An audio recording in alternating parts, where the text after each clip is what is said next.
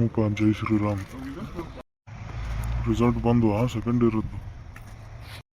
ಇಲ್ರಿ ಅಂಕಲ್ ಬಂದಿಲ್ರಿ. ಗೊತ್ತೈತಾಳೆ ನಿನ್ನ ವಯಸ್ಸಿನ ಮಕ್ಳದು ನಂಗ.